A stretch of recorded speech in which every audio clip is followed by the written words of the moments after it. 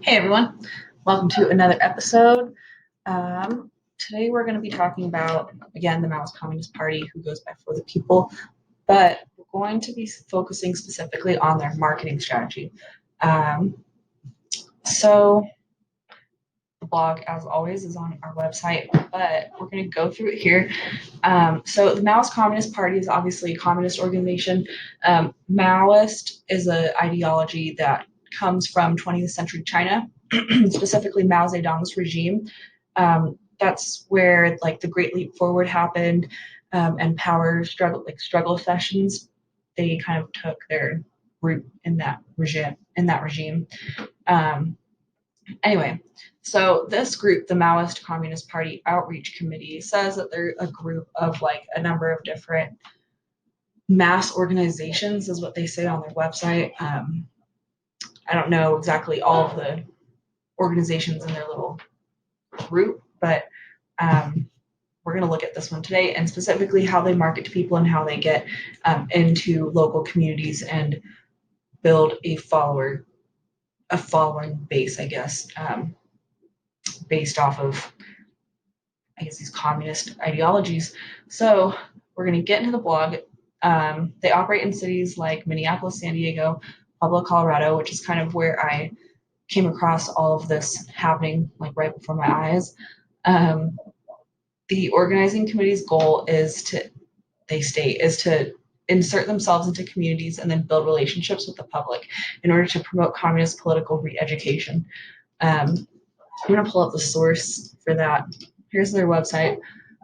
They go by the maoistcommunistparty.org, but they have like individual chapters, and those individual chapters, they call them For the People. So this is their like For the People logo.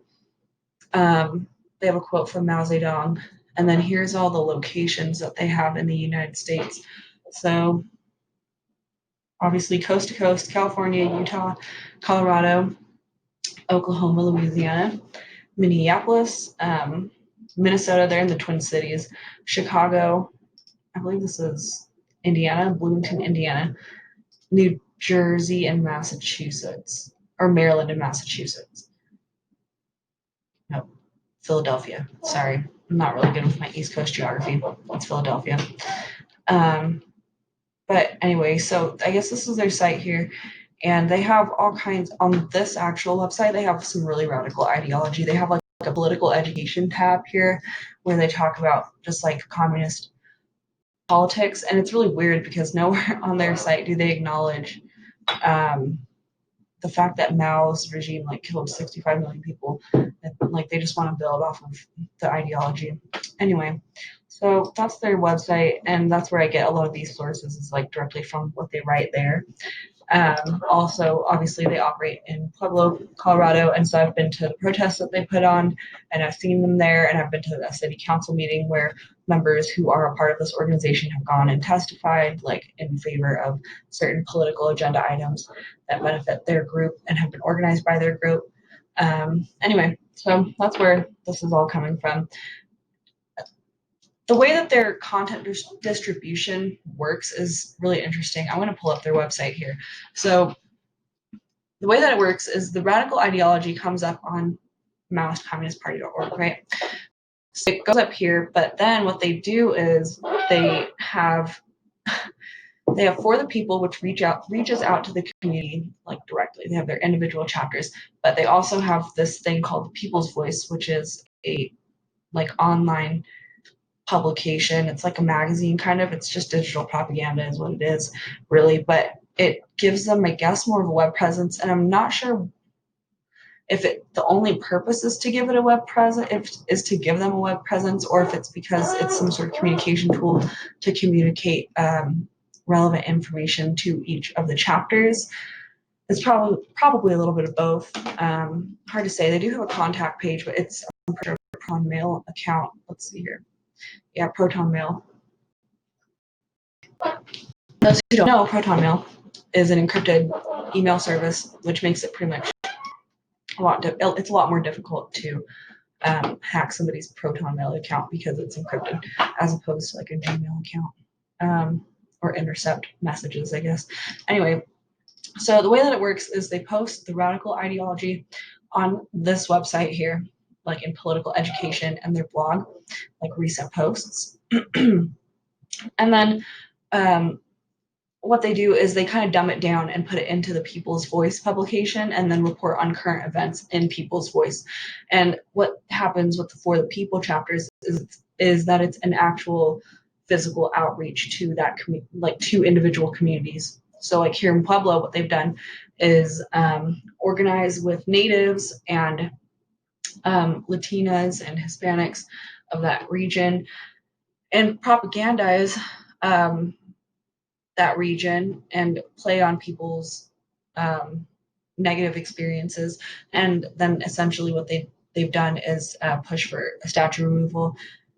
And it's been a whole protest. They didn't actually go physically take it down, which is more than you can say for some other places. Denver, they had a few statues forcibly taken down and then quietly just moved everything into like a warehouse or something. They didn't put the statues back. But anyway, so I guess how this works is they reach out to the community and they actually build a followership. And all of this is kind of just like propaganda and obviously political education. So read a quote from their website. People's Voice is the officially sanctioned news organ of the US-based Maoist Communist Party organizing committee, which suggests that they have some other operating branches in other countries, I guess. And then they go on to say that its subsidiary national chapters For the People. More information about their work can be found on the website, All Power to the People. And this would be their logo right here. So the way that this all happens, this is really interesting to point out the way that they're getting content and reaching out to the community because it's actually sophisticated. It's not a grassroots movement. It's going from a top-down funnel.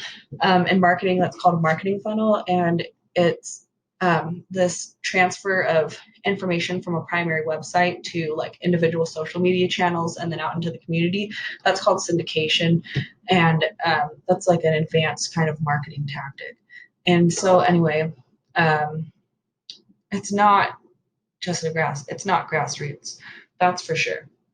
This is definitely organized. And what's really interesting, I think this is really interesting, the Facebook page for this group, for their publication, People's Voice, it did a Facebook page until November 2nd, 2019, which is obviously the election is November 3rd, 2020. So they pretty much almost a year to the day, they created that Facebook page.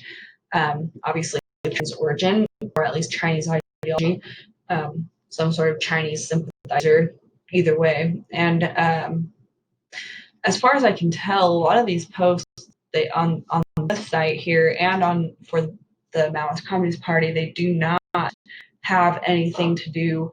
I'm sorry, they don't have any posts older than November of 2019. So I think that's really interesting, especially because we did just get intel that was released saying that China and Iran and Russia all had kind of favorites in this upcoming election, and that China and Iran were favoring Biden and actually covertly and overtly trying to influence the election, whereas Russia was also playing favorites and wanted Trump to win.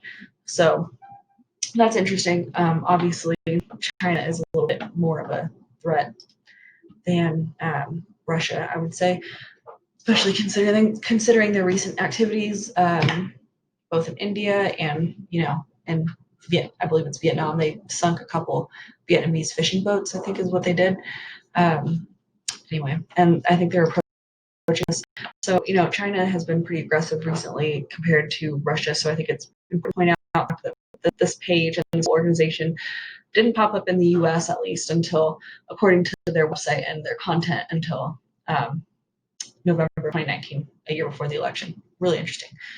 So with that, I'm going to look at a few of the posts that they have here on their website. I'm just going to look at the titles and read them over for you guys so you have an idea of what they write about on their main page and then how it goes down the funnel. So they have Comrades in Chicago Reclaim Land for People. Now, if you guys don't remember what happened there, there was a court ruling that said actually that the police who had arrested a native didn't have the jurisdiction to do so, and essentially because it was native land. And so this article discusses that. And as you can see here, they have, I'm not really sure, I think this is Lenin. I'm not good with my historical figure recognition, but that's, I'm pretty sure either Lenin or one of those, Venezuelan dudes. And then we have Mao Zedong here, who we have these guys, comrades of Chicago, reclaimed space in Albany Park.